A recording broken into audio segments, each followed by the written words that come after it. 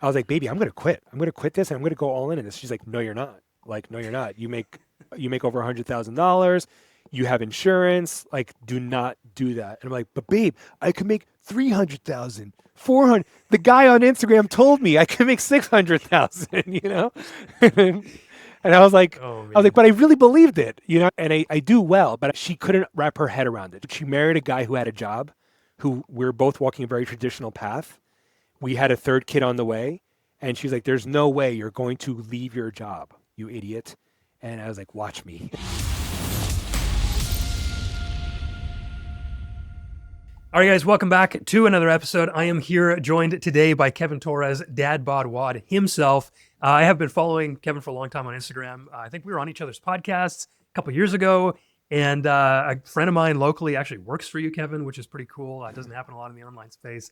But we're just going to get right into it because the question that I love to start with is what was the problem in your life that you solved so well that you thought, man, I think I could coach people to do the same thing? Yeah. Well, first of all, I'm super honored to be here, Kurt. Thank you so much. And yeah, I know, we've been on each other's podcasts in the past, and I loved, seeing you grow on social media, and, the fact that you're still in the space is really exciting. So I'm really glad to see you're still doing this stuff, man. And Thanks, I'm man. excited, for the podcast. I think it's going to be super impactful for everybody listening. Yeah. So a little bit about me in that sort of like evolution. I was a middle school vice principal and a history teacher. I had the desire to be an indie entrepreneur, whatever that meant, right? Had no idea how. I just had like something put on my heart, and I was like, this sounds cool. I want to figure this out. I just didn't know like how or what. And so I wasn't like actively trying to start a business. But the problem that I solved for myself was I was a dad. I was somewhat into fitness, but becoming a dad, the fitness thing got way more challenging. Had little time, no time to go to the gym, especially with the newborn at home, and really couldn't watch what I ate, and so naturally, gained a little weight and all that stuff. And weight is something that I've always struggled with, but as I became an adult, it's something that I really tried to get a handle on. And so when the baby came and threw a wrench in all of that, I was like, okay, I got to figure something out. And eventually we got into a good rhythm, my wife and I, and the baby was sleeping through the night, and I was able to like get into a good gym schedule again. But then fast forward to baby number two, and things got super more complicated. And this is around 2018. So now I have an infant at home and a little toddler, like who's like 21 months or something. We had two under two, and our oldest one would not nap in her crib. She just wouldn't do it. And the only way to get her to nap was by pushing her in the stroller for like 2 hours in the middle of the day. So my wife and I would take turns walking around Brooklyn listening to podcasts while the baby napped. And finally, one day, I was like feeling a little tired. I just wanted like a little boost of energy. While the baby napped in the stroller, I did like 10 burpees just at the park. I did 10 burpees. I stood up, peeked under the canopy. She was still asleep. So I did 10 more burpees. Peeked under the canopy. She was still asleep. And then finally, I did 100 burpees, and my shirt was drenched in sweat. It took 10 minutes. And I was like, wow. I'm like, I just got like a 10-minute workout. I'm drenched in sweat. That was pretty cool. I'll do that again the next time. And so every time I started walking her, I would make sure I was like wearing running sneakers and like fitness apparel just so I could sweat if I wanted to. And I started doing these little workouts while the baby napped in the stroller. And then I thought, you know what? Dads might find this helpful to see that, you could do short workouts, like even while your baby's napping in the stroller. And eventually I started posting those online. Again, with no intention of selling anything, selling shirts, selling coaching, nothing. I just thought this would be helpful for other dads to see. And then my wife jokingly said, "Oh, that's funny. You should call it Dad Bod Wad." Because I was into CrossFit, and WOD is like a CrossFitism, like just means workout of the day. And so she's like, "Oh, you should call it Dad Bod Wad." And I was like, "Oh, that's actually a pretty funny name." So I changed the account name to Dad Bod Wad and then started posting. And then I only had like 400 or 500 followers at the time, and then the pandemic happened. And when the pandemic happened, people were looking for home workouts, and I already happened to have hundreds of home workouts posted on Instagram, and so it started to snowball from there. I know that was a long answer, but I hope that captures sort of like the essence or the genesis of how this all started. Absolutely was. And it's a way shorter answer than many people actually. So you're all good.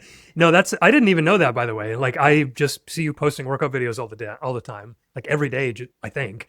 And I didn't even know the story behind it. And that's really interesting to me because so many coaches, I think, lead with the story where it's like, man, yeah, I was just doing like, I didn't even know that. But that's like so compelling to me. And I kind of want to do that too. But I didn't even know that just because all I see is the useful stuff. So what's the thought process behind that? Do you share that more than I'm seeing? Like, do you have an email list where you share that? Is it on social media? Like, where does the story come in? Like the origin story definitely comes in when people opt into one of our freebies or something, right? When they're in our funnel, they'll get an email like, "Hey, a little bit about me," where I tell a little bit more. And also in my regular marketing emails, I'm definitely telling more of those stories. But on social media, I like to think of social media as sort of like the front end marketing just has to be something that captures people's attention, right? It just has to be colorful or provocative or funny or super helpful. And again, with the nature of social media, there's only 15 seconds, 10 seconds, 3 seconds to capture their attention, right? So anything that is on front end marketing on social media has to be light and sweet and really eye grabbing. And the long story of like, "Hi, I used to be a teacher. I used to be a vice principal, and now I help hundreds of dads." It's not a compelling enough story to continue watching, right? You're just gonna scroll through. But once you're in my ecosystem, sort of like dating, right? Like you have to wear something really cool or have a cool hairstyle, like come up in a motorcycle, whatever. You have to have something on the front end that captures the attention. And then like once we're like together and I could like sort of like, hang out with you more, then I could start to, peel back some of the onion and, get into the layers. But on the front, again, social media, I just think of it as like the flashy stuff that just captures people's attention, solves a quick problem. And then we go into the story in the emails and on the back end. Got it, man. Okay, so one of the things, and maybe we just get into this section now, because I think for me, it's the most interesting section talking to you, and I'll just pick little pieces as we go. But I want to talk about simplicity at Yeah. large, because what you just said was an indication of this broader theme that I'm seeing with you and your business, which is it hasn't really looked to change over the past 2, 3, 4, maybe more years. Yeah. And that's very curious because so many people in coaching, even like my story, I'm like, man, okay, I've got this group coaching thing, it's working. But what about low ticket? What about one on one? What about Yeah. courses? It would be sweet not to work at all. And so you just start to expand and you start to change what worked in the first place. And here you are, not only super simple, which I want you to tell me about the business so that people get an understanding of that, but even to know, like, look, we're not trying to do everything with every tool. Like this social media is a very specific tool. And I think you typically use just workout videos every day. So maybe just walk us through what the business looks like at large from, yeah, what does a social media look like? What do they do after that? How do they come in your ecosystem? And maybe after you sort of give us the rundown, touch on the fact that you just haven't changed it for years. Yeah. So again, for me, the way I set everything up, and I'm a dad of three little girls now, and that is the priority, right? The idea was to be able to walk my kids to school and pick them up from work and stay with them if they're sick, stay home with them if they're sick, right? Give them the weekends, like just give them all of my time and also help my wife and, give my wife the help that she needs. And and so it wasn't like, oh, I need to create a business so I could, just and just become a business owner and like, oh man, I love my business. I only want to work on my business. I was like, how do I get out of teaching? I was a vice principal. Like I had to leave my house at like 6:30 in the morning in order to get there for school arrival. And I just felt like I was in this weird Ponzi scheme where I was like, okay, so let's get this straight. You want me to leave my kids so I can go look after other kids who have likely been left by parents who are going to go look after somebody else's kids also. I'm like, what are we doing here? Why aren't we just watching our own kids? And so knowing that society wasn't going to change is like, how do I get into a place where I could just stay home and essentially like be a farmer tilling off the land and have the unlimited time with my children? Well, the internet and social media and online coaching, right? It's like, oh man, I love the internet because of that. And I'm so grateful that I was able to sort of like crack that code. And now, so anyway, but my point to say all that is I wasn't interested in creating a business that I worked 18 hours a day on, even 8 hours a day. I don't want to work 2 hours a day. I want to work 30 minutes a day and just make money. And if I can make a little bit more, great, you know? So I just wanted to say that before I talk a little bit more about the business and why it's so simple. And then in terms of simplicity, we started this thing, or I started this thing during the pandemic. And at first I was reluctant. I was posting every day. We were getting a lot of followers or I was getting a lot of followers, and people started asking, hey, do you coach? Do you coach? Do you coach? And I just said, no, I don't. I don't coach. I don't coach. Just keep watching the workouts. Join my 5-day challenge, join my email list. I was starting an email list. I was building that because I knew I wanted that asset eventually. And I knew eventually I might sell them something when my audience tells me what they want me to sell them. But I didn't know what, and I wasn't ready to like do it prematurely. But finally, enough people had asked, hey, do you coach? Do you coach? Do you coach? Where I finally just said yes. And because I had the extra time during the pandemic as a vice principal, we were all remote, right? Schools were shut down, and I had like, an hour of work, a Zoom call a day, and I was basically just like, what I had a lot of time. And so I was able to really just like, I didn't have the pressure of having to make money because I had the 6-figure vice principal gig. And so with that, I was able to just like test and see, how do I structure a coaching company? How do I do this? I have no idea. I eventually invested in masterminds because I had no idea what I was doing. I bought this $500 course, that $1,000 course, and then eventually a $10,000 mastermind where I was like, wait, how much? And I was like, okay, freaking, if you say you can give me a business in a box essentially and teach me how to do exactly what I want to do, then I'm in. And that was a very big, scary, I remember that day, it was like super scary to like, he said $10,000. I was like, all right, let's do this. I didn't even tell my wife how much it cost because I knew that would be a thing. But through that, I learned like all these other coaches and how they're doing it, DM settings, sales calls, group coaching, hybrid one-on-one. And I was able to like essentially cherry pick what I thought everybody was doing really well and what I also thought would actually create the lifestyle that I wanted to live with my family, right? I didn't want to be on sales calls, so I don't do sales calls. I haven't done sales calls in like 3 years because I freaking hate sales calls. Now, I was good at it. I did Jeremy Miner's course. I did everything, dude. I did all the courses, all the masterminds. But I was like, every time I did an hour-long sales call, if it was a no and I had to put on the TV for my kids to do that sales call, I was pissed at the end of it. I was like, I just like melted my kid's brain because I thought I was going to make some money and I didn't. And now I'm angry. And so I wasn't like, and sales started to make me angry. And I was like, this isn't a good place to be. If anything that's not fun or making me angry, I should stop doing it. And so I figured out, how do I get them to buy over the DMs instead? How do I just create a video sales letter where I get people into my ecosystem, into my funnel, where I can text them and it's still intimate. And then I just send them a video sales letter that does all the heavy lifting and I never have to get on a sales call again. And that was probably like 2.5 years ago. And since then we've sold, again, hundreds of thousands of dollars in front end sales. So I know that wasn't like the exact answer, and I can talk a little bit more about specifically about the funnel and how we get them to apply, Sure. and then DMs, and then eventually close the sale, and then even delivery if you want. But any thoughts or reflections there? Yeah. What is the price point, real quick? Just because, I mean, selling by VSL Yeah. to a chat is like sweet. So this is where I've definitely changed a lot. I've tried 2,000 because that's what everybody was doing, right? It's like you have to sell 2,000. It's high ticket. You only need to make 5 sales, and I bought into that. The problem is we all attract specific kinds of audiences, and my audience isn't the $2,000 12 weeks fitness coaching audience, right? I attract a lot of CrossFit adjacent people. And CrossFit, Orange Theory, Peloton, those are all like maybe $150 a month, right? And then all the CrossFit apps by all the top CrossFitters, like the Rich Fronings and, Josh Bridges and Matt Frazier's, those are all like $20 a month. So, people who like CrossFit in that world can get an app for $20, can get a program or go to a CrossFit gym for $150. And so for me to say $2,000, it was a really hard sell.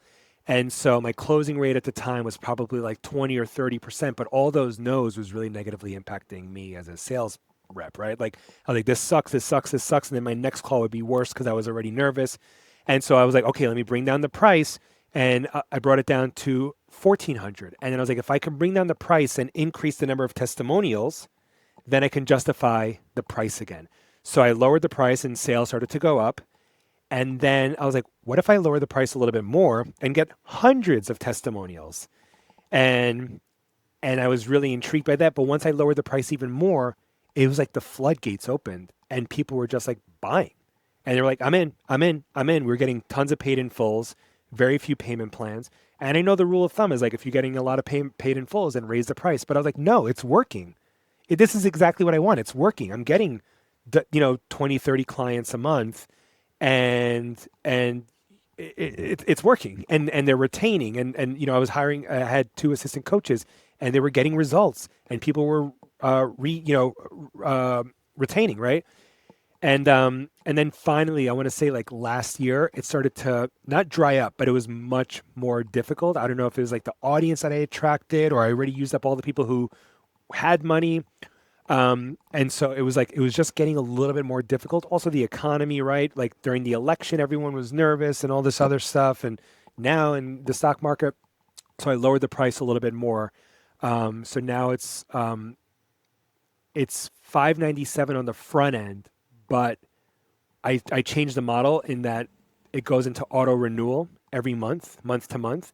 And so like the average client will still stay on for $1,000 at least worth of coaching. So it was $1,000 for 12 weeks and I was selling that VSL, just DMs, just DM texting from my iPhone to people and selling $1,000 and they were buying it, buying it, buying it, buying it. And then I lowered the price, but now it's 597 for 12 weeks and then it auto renews to 197 a month. And most people are staying on because they're getting the results. So like, it's like, yes, I lowered the price, but I didn't really because they're still staying for that amount of money, if that makes sense. Does that make Totally. sense? Yeah, absolutely. Man, no, that's so interesting that you're willing to do that. And I think so many people want that big high ticket, I'm the man sort of thing ASAP instead of, like you said, like just do some cheaper ones and get some testimonials, man. Like where's the long-term thinking with any of these businesses? Has that impacted how you do things in terms of delivery? Like we'll skip sort of the middle right now, just in terms of the funnel, because I am curious. You just start selling, like crazy. How Yeah. are you actually doing the delivery? And was that ever a bottleneck? Yeah. So it was a little bit, and because we used to do like one-on-one check-ins, we still do that, but now it's only via text. The one-on-one check-ins. If somebody wants like one-on-one Zoom calls, that's like an upsell. For VIP, they have to pay like an additional 300. So it's not even that much. It's like an additional $300, but they'll get like one Zoom call a month. So it's essentially they're paying $300 for three Zoom calls. Um, and it's not even with me. It's with my assistant coach. So it's just so I could just pay them extra, pay the coach extra for using their time. But yeah, it was like one-on-one check-ins via Zoom when I was by myself, and those felt more like therapy sessions. So I stopped doing that. Then it became like video feedback. We would send them feedback via video, um, and and then we're just doing the one-to-ones via text message. But we host like 2 to 3 live Zoom calls a week as a group. So like I'll host one, and my assistant coach will host one. Um, and it's sort of like, we're live, come on, ask us a question or don't, either way. But this is like the support. Like if you want support, this is where you get it. Right. Are you bringing anything to those calls, or are you just letting them ask questions? I do sometimes like, early on, I definitely did because I felt pressure to, and now like there are enough questions so I can cover that time. But early on, I was definitely like, okay, if I'm not, if it dries up, if the conversation, dies down, I'm gonna, talk about the 5 ways you're tracking macros that's actually, hurting your results. the five, so I would bring, let's talk about this today. Or, summer's coming up, so I wanted to give you 3 tips on blah, blah, blah. Or, hey, the holidays are coming up, so let's talk about like 5 ways to offset that holiday weight gain. But by and large, like enough people are asking questions that it takes up the whole time. Nice. Okay, let's just close the loop with the actual funnel itself because it sounds Yeah. very simple, but I want to talk after that, just so I'm making a mental note of being the chill guy in an industry full of like rah rah. If you're not doing this, you're a loser. I know. Because I think that's an interesting thing. But anyway, it looks to me like you post a workout video. There's some sort of opt-in with a DM or something or a comment, and Yeah. then they get the VSL. Like what does that look like? Just to sort Yeah. of close that loop. So on on on my social media page, and again, this was a lot of trial and error. Like, what is the freebie that people actually want, right? Like, I've done everything. I've done a 5-day challenge. I've done webinars. I've done, on-demand webinar, on-demand masterclass, and the one that really has hit is, just creating something that's like no-brainer value, where I'm like, hey, drop a 15 down below and I'll send you 15 of my best workouts. And it's like 15's like, that's a lot. Like that's like 2 weeks worth of workouts, right? So you don't ever need to pay me or hire me. You can get 2 weeks of workouts and just keep recycling those. And there's a lot of value on that end. So it's like, yeah, if I'm going to get somebody to give me their email address, like, like what is it? So that was my, like the thing that's now working. Before that was just an on-demand video masterclass where I'd say, drop a training down below, if you already learned the 3 simple steps that busy dads use to ditch a dad bod without fasting, cutting carbs, or sacrificing family time, drop a training down below, and I'll send you my free on-demand masterclass on how busy dads lose 20 plus pounds in just 12 weeks. And of course, that masterclass was a soft pitch, but it wasn't a hard pitch with pricing. It was like, real value. Like, hey, if you're here, I would qualify them. If you're here, there's a good chance you're feeling this, that, and the other thing, and you're ready to feel this, that, and the other thing. Well, you're in the right place. And then I'd give value 1, value 2, value 3, and then at the end, be like, so if you want to learn a little bit more, click below to apply for one-to-one coaching, blah, blah, blah, where we've helped hundreds of other dads, yada, yada, yada. And so that was still on the front end. There's very value-driven. And then we were getting a lot of application. We still do. We still get a lot of applications from that masterclass or from that on-demand masterclass. But right now, the one that's working the most is the 15 free workouts. And so however they join, and I used to do some masterclasses live, and early on, and this is for anybody else who's listening who might be early on, I was doing a lot of this stuff live. So I would do 5-day challenges live with my people. I'd be like, all right, guys, this Monday, we're starting a 5-day challenge. I'm going to be emailing you every single day, or I would do Facebook messenger groups or Instagram messenger groups. Like I was just like, when you have a smaller audience, just get in the weeds with them, learn their names. Because I'll tell you, my program name, which is Forging Elite Fathers, my audience member gave that to me. He was like, you should call it Forging Elite Fathers. I was like, oh, I like that. My logo, like the Dad Bod Wad logo, this white and red guy there, an audience member made it for me. So but it's because I was really trying to embody the sort of like 2014 indie entrepreneur sort of like your audience will tell you what they want. Your audience will tell you what problems they want you to solve for them. Let your audience pick the title of your book, right? Like, that sort of like Pat Flynn, Amy Porterfield, these guys, Fizzle, Corbett Barr, and Chase Reeves. Like, dude, you're talking my language. I haven't thought about this for a long time. Yeah, like that group was like super, the blogosphere. They were the bloggers. Yes. And that blog world was like really intimate, and they knew how to like get people to like feel connected with them. And social media is so weird, and it's like more like flashy and like I'm an influencer, but I use sort of like that, some of those blog techniques, like start a 5-day challenge, talk to your audience, ask them what they're struggling with, tell them to reply to your emails with like one question that they have, give them a name.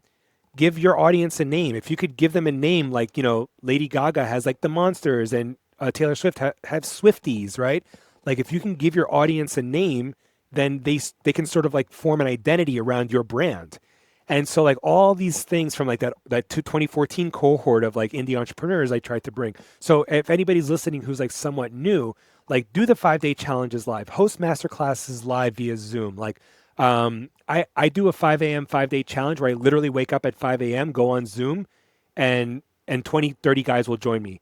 And I tell them what the workout is for the day, and I give them like a nutrition tip and like another tip. And I'm like, okay, now go do it. Tag me in your stories. I'll see you tomorrow at 5 a.m. And so for 5 days, we do the 5 a.m. 5-day challenge.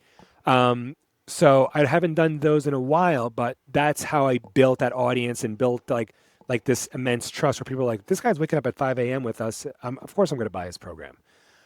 So, okay, the front end. I'll post a workout, say, hey, if you want more workouts like this, drop a 15 and I'll send you 15 of my best workouts.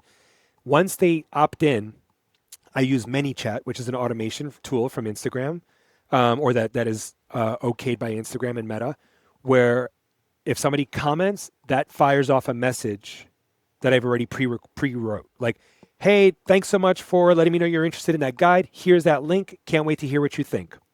And then it sends the link, right? All in one message. So sometimes I can get 100, 200, 300 comments, but I'm not sending any messages myself. It's automated. But now from those 200 or 300 people, let's say 80% of them actually click on the link. And then from that, let's say 75% of those people actually opt in, right? So yeah, I get 300 comments, but maybe 200 opt-ins, right? Now, once they're opted in, they get the guide in their mail, and then they're in an email sequence for 5 days where I'm trying to push them to an application, to fill out an application. And then if they don't fill out an application, that sequence continues into, just sort of like more nurturing, more pushing, more sort of like cajoling, more like, hey, this is you. If you're feeling this pain, this pain, this pain, you're excited to feel this, this, and that. Or a little bit about me, or that time I realized I needed to buy bigger jeans, or the one lesson that I learned from being a dad, or just like little things that can still connect with members or with my audience, that eventually pushes them to join. Because I've had people join my program and they say, man, I've been following you for 2 years and I finally joined. And other people are like, wow, I just found you and I joined, right? So it's like, either way, you just got to know, you got to play the short game and the long game. Okay, so once they're in that email sequence, like email one is sort of just like, hey, did you get the guide? Shoot me a reply so I know.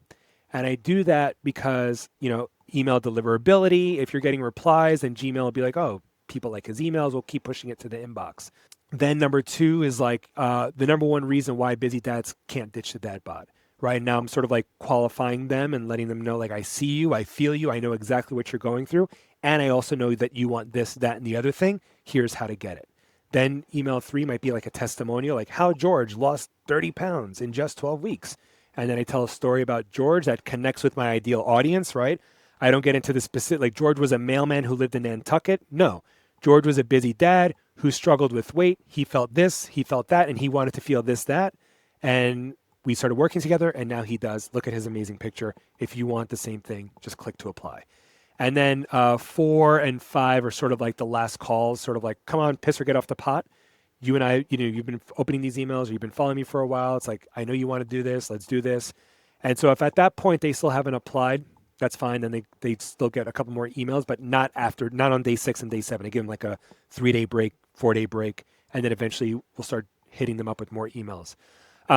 Okay, so then once they apply, the application's super easy. Just name, goals, ideals, ideal, desires. What are you struggling with? I'm not strong arming them with like, like, if given an opportunity to change your life, how likely are you to invest in your fitness? Like, super likely. I'm a loser. Or if option C, like, my wife won't let me. It's like, if you pick anything but A, you're a loser, right? Like, no, it's like super low barrier to entry. Just give me your application so I can text you. And then once that application's submitted, I have their phone number. And then the gold is I text them from my phone, which I know a lot of people don't want to give out their phone numbers, but they see the blue icon because it's an iPhone. They see me when I'm actively typing. They see the little thought bubble, right? And they know it's really me. Once or twice, somebody has been like, wait, is this a bot? And then I'll send them like a voice note or, oh, no. And I send everybody a personalized video when I text them. So I don't just text them, hey, what's up? It's Kevin. I say, hey, what's up, Kurt? It's Kevin from Dad Bod Wad. Thank you so much for taking the time to fill out the application and for letting me know you're interested in one-to-one coaching. I had a chance just now to look over your application and everything totally resonates, and I'd love to learn a little bit more about you and your goals. So if you could just do me a favor, just shoot me a quick text back. Just let me know that I got the right number, and then we'll just text, and we'll take it from there. Talk soon, man. That's like 25 seconds. I send that. And then I also will text, hey, Kurt, it's Kevin from Dad Bod Wad, exclamation point. Because sometimes if it goes to, like, if it's like a spam and your phone won't show the video and like you don't see my face. So it's like I try to send both. I always send the video and I always send the video and like here, I'm showing Kurt on my phone right now, video and text so that they can see it right away, that it's really Kevin. And then I share my little your ID. You know how like on iPhone you can share your ID, so like it's all there transparently. If you want to try to text me at 3 o'clock in the morning, I'll be asleep, but like it's really my number. And then so from there, I just do the, hey, thanks so much. What are your goals? Like, how long have you been dealing with that extra? No, I know their goals because of the application. So I just say, hey, you mentioned you wanted to lose 30 pounds. How long would you say you've been dealing with that extra weight? Send. And then they respond and I say, got it. And where do you feel like you're really getting stuck? Send. Then they respond and I say, got it. And so what have you tried so far? They respond. And then I ask, and so what kind of support are you looking for in a training and coaching program? And then they respond. And then I send my long, well, I totally resonate with what you want to achieve. I think I could help you. My program specifically focuses on X, Y, and Z, specifically for busy dads who want to achieve yada, yada, yada. Can I send you a short 12-minute video explaining all the details about my program, including pricing and next steps? They say yes, and then I just send them the video. It's not on a fancy landing page. It's literally a Zoom recording. It's a Zoom link. So it just says Zoom, and it goes into like just the Zoom page. It doesn't go onto a page with like dad bod wad imagery and muscles. It's just that they're watching like a, and I frame it as I just put this video together because I'm running a special promotion right now. So can I send it to you? So I try to make it look like it really is just put together. Like I don't have, it's not on a beautiful landing page. It's just like literally, here's a Zoom recording that I just put together. Might as well be a Loom, right? They watch it, they text me, and at the end of the video, once I give the pricing, it says, so text me back right now to let me know if you're in or if you have any additional questions. And and then I say, I look forward to it. And then they text me back usually 12 minutes later and say, hey, Kev, just watched the video, I'm in. Or they have a question, or they ghost me. If they ghost, I start to follow up. And then usually the following up, I can get them back in, or they just keep, they start the excuses thing, like, hey, sorry, my wife said no, or this and that, the other thing. And at that point, it's DM. So I can't really like overcome objections too much. I could try a little bit, but it's like, you could also just turn off your phone, like you could also just like ignore my DM. So like overcoming objections is a little bit more challenging on DM, but usually by that point with the emails, with the videos, with the text, like they're either in or they're not, but yeah. So I hope that answers your question. Dude, yeah, no, that answered like beyond my wildest dreams. That was super detailed. Thank you. You're a coach, you've got a message, so why is it still so hard to make sales to people that you know need your help? Podcasting changed my business forever because it builds trust at scale. If you're ready to finally stop getting so many rejections on sales calls, book a free coaching call with me. I'll show you how to launch a podcast that drives real business. Go to proclaimpodcasting.com/coach right now. I offer one free coaching call to any coach that needs it. Now back to the show. How long is that taking you? Is this like all you do all day? Because it seems like it might take a long time. It actually, no, that's the thing. It takes me no time, like, because I have all of my, again, because it's super structured. Like all of my questions that I ask are just in a note form on my iPhone. So like while I'm walking down the street, if somebody says an answer, I just go, got it. I copy and paste. I go to the text box again. I open the text box. I paste it in there. And then I might type like one or two nonsense letters just so they see the thought bubble there. And then I delete that and then just send it. And it's like, again, the reason why, for anybody listening is the reason why I don't elaborate on text. Sometimes people say like, you have to acknowledge, make them feel seen. It's like, no. When you walk into a doctor's office, your doctor isn't like being like, oh, dude, I totally hear you. That happens to me all the time. Man, I hate when that happens. He just says, okay, got it. And what have you tried so far? Got it. And so like, how long has this been bothering you? Got it. And then he offers a solution, right? Like he's not sort of like, commiserating with your pain because he has it too. He just let's get on with this show. So that's why I'm able to. It's super fast. And again, they're watching the video on their own, and sometimes I forget that I've even sent it, and then all of a sudden, like I'm out with my wife or my kids, and all of a sudden I'll get a text back like I'm in. I'll get like 3 texts in a row like, hey Kev, I'm in. Hey Kev, just spoke to my wife, I'm in. Hey Kev, just spoke. And I'm like, sweet. And then I just go back to that notes page, copy the checkout link, and send them the checkout links. Dude, that's awesome. How do you keep track of this? Is this like a thing where you're like, oh, that guy from 2 weeks ago, he didn't respond? Like, or do you just not care? Because there's a lot of volume, I'm not like tracking it because I also don't need to. Like it's like somebody buys, great. If somebody doesn't, also great. But what I do is like periodically throughout the day, I will stop. Like if it's like slow, I'm like, hey, how come I'm not making any sales right now? Or how come I'll just look to my phone and see where I left off with some people, and then I'm like, oh, and then I add the little question box, on their text, or I'll just say, hey, just following up, or I send them this, the you there GIF. And then Nice. that usually elicits like a laugh, or like that they get back in and they say, oh yeah, sorry man, it was busy or whatever, and then I can get them back in that way. But so like at 2 or 3 times a day, I look through my phone and just say like, who do I need to follow up with? If it's like conversations from like 2 or 3 days ago, I usually just leave it alone. Okay. So this is part of this like simplicity, it seems. And I know everything seems to be very systematized. And then like the thing that most people want to get off, and you did get off from the actual sales calls, but you're still doing that personalized outreach. But it's also like, dude, I'm having a hard time even grasping like the systematization versus the personalization. How do I feel about that? And that doesn't matter how I feel about it. But I'm just like, oh, this is so interesting. I don't think I've ever heard anybody selling like this before. So was this like, did you learn this in one of these courses, or you just put this together? And that maybe doesn't need to be a huge thing. Anyway, yeah, where'd you get that?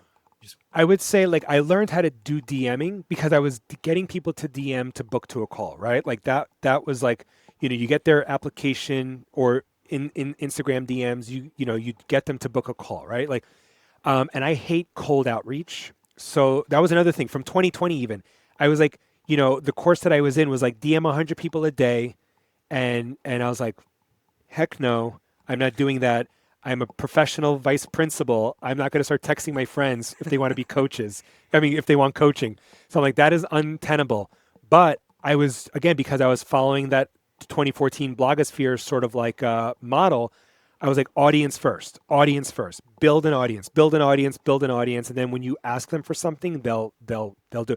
So one other thing that I did in 2020 that everybody should do if you're listening and you have a small audience, I literally invited 10 people. What I said was like, I was like, hey guys, I'm doing some research and I would love your help.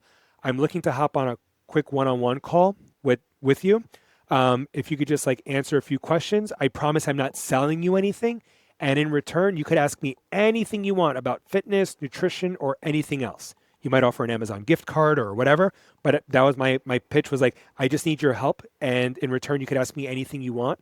And I'm not going to sell you anything. I was like, I promise I am not selling anything. And because people liked me and were following me, somewhat of not to say I wasn't a celebrity, but when you follow somebody on social media, there is like a celebrity sort of like quality to that, where it's like, oh my God, I'm talking to Kurt Storing.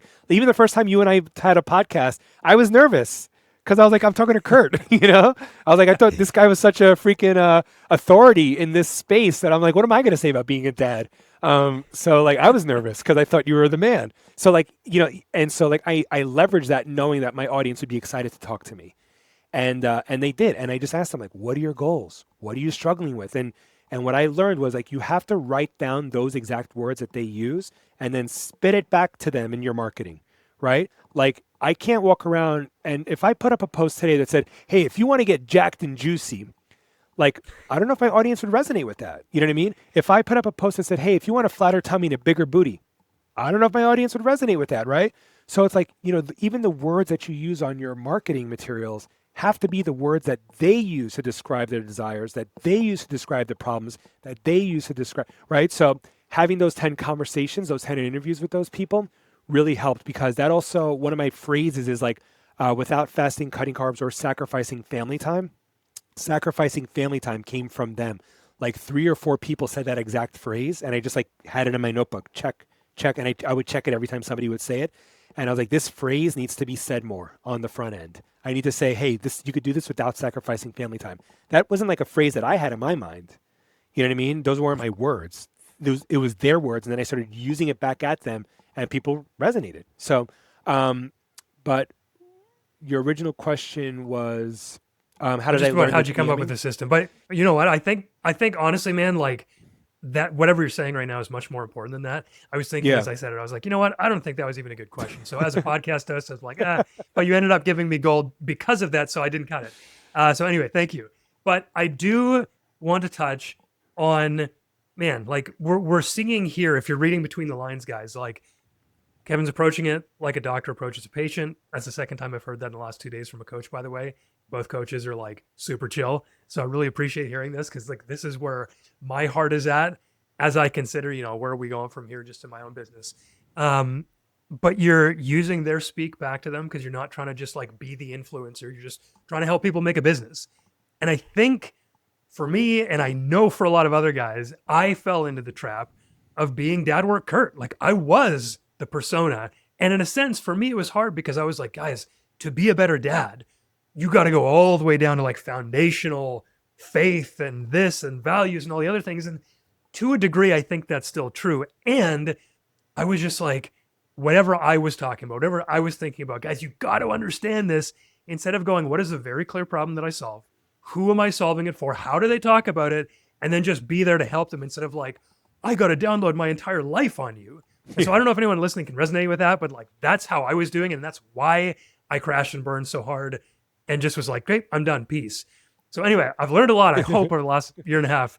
But I want to talk about this specific thing as it relates to the attitude, especially in the fitness industry, where you're right, it is jacked and juicy. It's you're a loser if you pick B or C. It's like, yeah, you're just like, you're such a disgusting piece of crap if you don't do the exact thing that I tell you.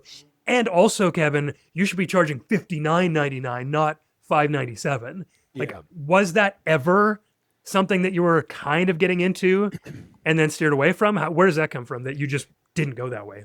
There was definitely that tension, right? Where I'm like, oh my God, I should be charging more. I want to charge more, but my audience was telling me no, right? Like every time I got in a sales call, they'd say, oh man, I had no idea this was $2,000. I can't afford that, man. I'm a dad, you know, like I have to, and I was just like, shit, he's right. Like, what am I doing? Yeah, I'm not selling. I'm not wearing a. Also, like my online persona is, I'm wearing a T-shirt, working out in my courtyard, right? That courtyard right there, and it's like I'm gonna ask for $2,000. Like, no, I gotta be in a Lambo, and drinking Louis Vuitton or whatever. I don't know what that is, but like it's like that's the way you attract $20,000 people. And I'm like, and I don't want to attract $20,000 people because that's not how I'm a punk rocker. I'm a anti-establishment punk rocker. And so it's like, if I could steal your program, I would do that instead, like, like, and give it away for free. So like, I was like, I can't ask them for $2,000, even though I'm solving a big problem. But then the other thing was like the digging, the hurting people's feelings online thing was just like, so it's gross to me. Cause again, I was like self-conscious because like, one, I hate when people make fun of me. I hate when people try to make me feel bad. And if you look at my account, I follow very few people because social media shouldn't make you feel bad, and every account makes you feel bad, right? Like it's like whether it's like you're a bad parent, you're a bad man, you're a bad in your health, you're bad in like the food you give to your kids, all this stuff. It's like, man, it's constantly making me feel bad. Like social media should be about like feeling good and uplifting and positivity and like, like, yeah, calling things out, making people aware, but like everything has to make me feel like crap. And so, I did some of hey, if you're feeling like, if you don't like the way you look in the mirror, you're sick and tired of that belly hanging over your shirt, and you're constantly pulling at your shirt when the wind blows against it because, you're trying to hide those rolls. Like I was doing some of that, and it was, it was getting people to like engage and click and apply for coaching. But then it's like, there are other words that I could use that won't make them feel bad, that still calls out what they're feeling. I don't have to talk about like, hey, if you have man tits, it's like, why do you have to say that? Why do you have to make fun of me like that? I'm already I'm already beating myself up every day that I look in the mirror.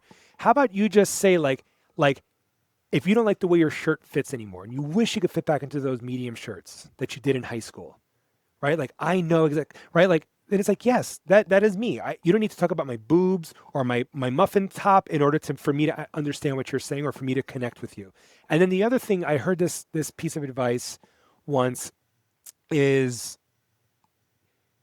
you shouldn't make your audience like feel like yes, everyone has personal responsibility, but you shouldn't make your audience feel like it's their fault. Instead, it's like if you can make your audience feel like you understand like it's not their fault and you understand why it's happened to them, then it's like they're going to trust you a little bit more. Like, hey, like if you're, and again, I think politicians do that really well. Like, you're beaten down and downtrodden. It's because of that group. It's not like it's not your fault for being a loser who doesn't have a college degree. No, no, no. It's that other person's fault, right? So like that the politicians do that really well. It's like and again, I'm not trying to it doesn't necessarily mean it's a scapegoat. You don't have to say it's because of the pharmaceutical company or it's because of the food industry. No, just say like, hey, things have gotten a little out of hand. You're super busy as a parent.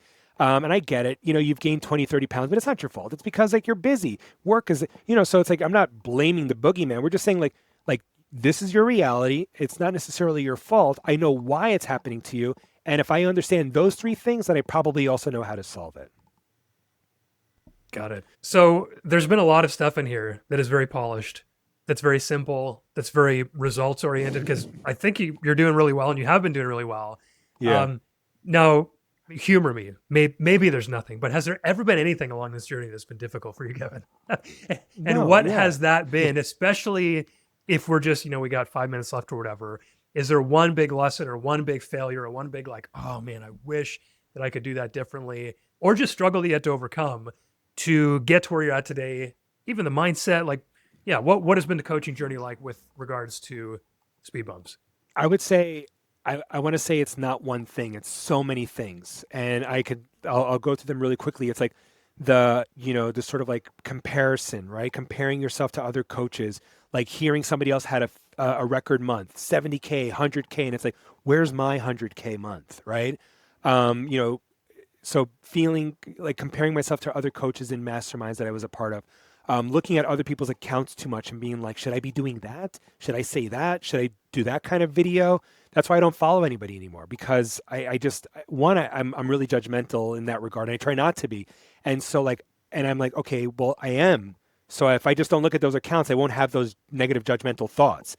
So like, I know myself, I'm judgmental. And so I don't want to feel this way. And you're making me feel this way, so I'm going to stop following you, because I hate the way you talk to your kids on social media and then talk about men being wusses and then cry on social media. It doesn't make any sense to me how this one man will yell at his kids on social media and make them feel really bad, then talk about what it means to be a man, and then simultaneously cry on social media. It's like, what are you doing, dude? I hate you. So I gotta get that link off air. Oh my goodness, I want to know. not you, man. That's hilarious. Those accounts. You know those accounts, and his brother too. So and like I just don't understand it, man. But I would say the other more practical struggles is taxes. Running a business online. Like I just didn't know how to do it. Like how much am I saving for taxes? I was like, making 30K, 50K a month. But it's like, how come I feel like I only have like $5,000? Like where's the money going? So just that feel, or at the end, not paying, not saving. No, I was saved enough, but not paying quarterly taxes. In the United States, you have to pay like quarterly taxes or estimated taxes. And at the end of the year, I just got like an $80,000 tax bill. Luckily, I saved all the money. I had the money, but I was just like, oh my God, it made me so anti-American at that moment. I was like, screw this country, man. I'm not giving them $80,000. What did they do to it to earn that? Like that, even that. And then I would say the other thing is like my wife, this is a weird one. And we could talk about this in depth and maybe another time, is like my wife, married a teacher who was a vice principal who was going to work every day. And when she saw me not doing that anymore, I don't know if she understood I was still making thousands of dollars a month. I think she saw a guy in his sweatpants sitting in the house while she had to go to work because she's an attorney. And I think there was like a year there where there was like a little friction where it's like, and then this is where like the femininity, masculinity, right? Like that I feel like that those orbits started to fall out of. It was like, wait, who's going to work? Who's the man? Like I'm staying home with the baby and you don't even work. And it's like, no, but I do work. My work looks different than yours. It's on a cell phone and I'm still making $30,000 or $50,000. So it's like, do you not see that? And then it's like, but no, I don't see it because you don't tell me how much you make. You don't show me. You don't show me. And it's like, oh yeah, I don't show her. I don't necessarily just open up my books and say, hey, sweetheart, this is how much we're making. This is how much I made this month. Like, isn't that cool? This is how much is going to taxes. She would see it at tax season when we sat down with the guy, and he's like, whoa, man, you killed it this year. And I'm like, yeah. And I say, see, wife? And it was like, but she had to wonder for 12 months before she saw that. Right. So it's like, communicate with your wife, let, your spouse, let them know like what's up and be transparent. And I would say those are like the biggest struggles, like as far as a business owner, like the taxes, the transparency with my wife. And then also knowing the little tension between knowing like, do I buy more courses? Do I join another mastermind? Do I have to keep doing that in order to stay, leveling up? Or it's like at some point, it's like, I think I learned what to do. If there's another skill I want to learn, like ads or something, right? Then I'll go learn those things. But I don't think I need to join another mastermind to learn how to DM and do sales calls again, right? So, those are just some of the bigger lessons that I would say. Do those resonate? Yeah, I especially love the one with your wife because it is weird, right? She's like, "What are you doing?" And you're just like, "Hold on, I've got a 15-minute WOD to do outside, and I'm gonna just text people all day." She's like, "What?" Yeah. And it's sweet though. No, I'm glad that you said that because that is probably very relatable to a lot of people. Yeah, I remember the Man, conversations when I had with her before I actually quit. I was like, "Baby, I'm going to quit. I'm going to quit this and I'm going to go all in this." She's like, "No, you're not." Like, "No, you're not. You make over $100,000. You have insurance. Like, do not do that." And I'm like, "But babe, I could make 300,000, 400. The guy on Instagram told me I could make 600,000, And oh I was like, man, but I really believed it, I really, and I did, but like, and I do well, but I'm saying like, I, that was like, she couldn't wrap her head around it. She married a guy who had a job, who we're both walking a very traditional path. We had a third kid on the way, and she's like, there's no way you're going to leave your job, you idiot.